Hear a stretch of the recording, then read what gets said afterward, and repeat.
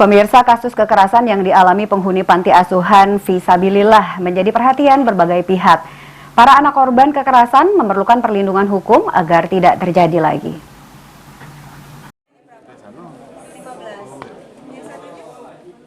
Kasus kekerasan terhadap anak panti asuhan Fisabilillah di Palembang menjadi sorotan berbagai pihak. Anak-anak yang seharusnya mendapat perlindungan di panti asuhan malah jadi korban kekerasan oknum pengasuh panti asuhan sendiri yang kini sudah ditahan kepolisian. Ketua PKBI Amirul Husni mengungkapkan, anak memang rentan menjadi korban kekerasan dari lingkungan sekitarnya.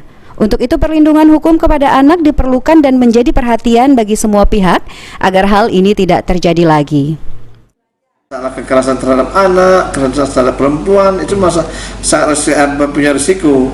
Nah, PKB ada di 15 kabupaten kota. Oh, ada Pak Ya, ya? ada di 15 kabupaten kota, ada PKB cabang, dan 17 kabupaten yang ada di Sumatera Selatan, PKB ada di 15 kabupaten.